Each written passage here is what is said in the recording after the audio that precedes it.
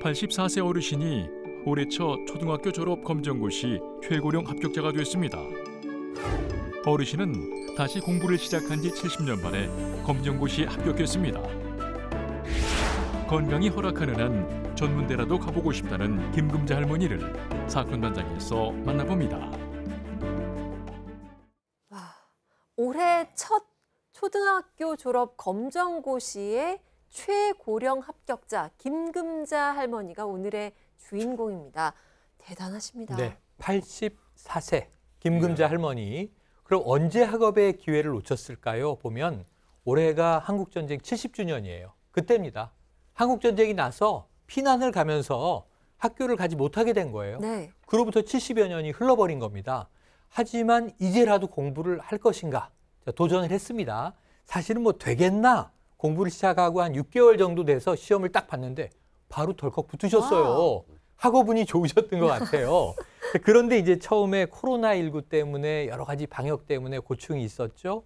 또 시험장에 갔더니 다 정말 이 어린 학생들만 네. 있어서 나 혼자 이게 생전 처음 치르는 시험인데 눈앞이 깜깜하더라는 거죠. 그런데 결국은 합격을 못할 줄 알았는데 합격을 하셔서 너무너무 기쁘셨다고 합니다.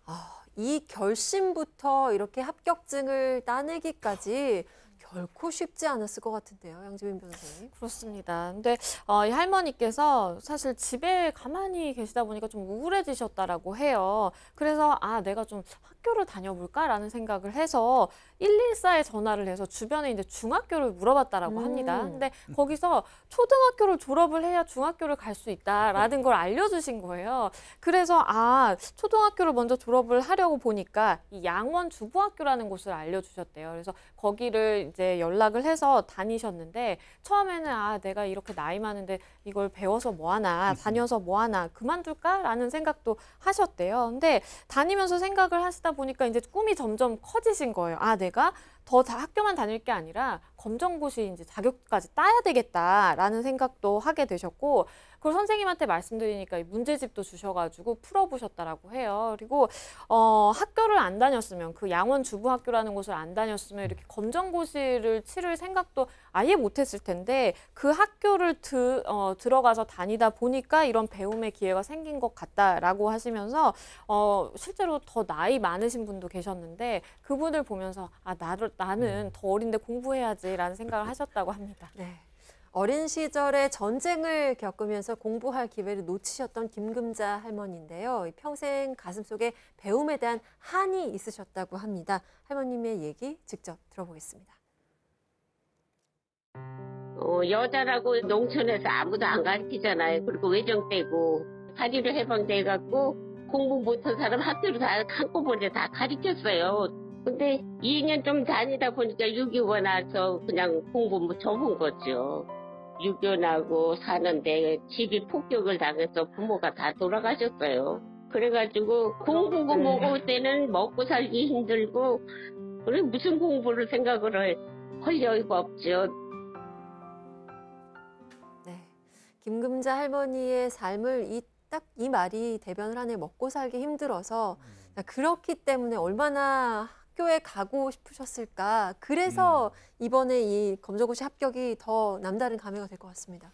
예, 이분 8.15 광복 이후에 10살 때 그때는 이제 아마 그 북한 쪽에 농촌에서 기거하고 계셨나 봐요. 근데 한 2년 정도 공부하다 보니까 이제 6.25가 발발한 거예요. 그 바람에 이제 공부를 접게 된 거고요. 그 과정에서 부모님이 이제 폭격으로 돌아가시고 오빠하고 둘이서 38선을 넘어서 피난을 온 모양입니다. 그러니까 뭐 와가지고 피난 생활하면서 어린 그 두 사람이 공부할 수 있겠어요? 먹고 살기도 급급했겠죠. 네. 그렇게 살다가 이제 나중에는 이제 결혼을 하게 되고 일남 삼녀를 낳았다는 거예요. 그러다 보니까 뭐 본인은 공부할 수 있는 어떤 기회를 잃어버렸던 거고 배우지 못한 한이 굉장히 컸던 것 같습니다. 가방 들고 다니는 아이들 보면 부럽고 눈물 나고 했다라고 하셨는데 그 한을 풀게 되셨습니다. 많은 분들에게 이런 같은 상황의 분들에게 희망이 될 것 같은데요. 김금자 할머니의 꿈 함께 들어보시죠. 공부는 때가 있다고 저기 옛날 사람들은 공부는 때가 있는 거야 하는데 지금은 그게 아닌 것 같아요. 내 노력이 있으면은 얼마든지 할 수 있다는 거를 그 사람들한테 깨우치고 싶어요, 사실은. 나이는 내가 많아도 나도 배워야지 그런 생각이 욕심이 생겼어요. 하나 해놓으니까 내가 이제 중학교 검정고시도 한번 해볼까 이런 욕심도 생기고 이 욕심대로 가질는지 대학까지 가긴 가야 되겠는데 실력이 될려나 모르겠어요. 내 건강이 허락하는 한은 가야지요.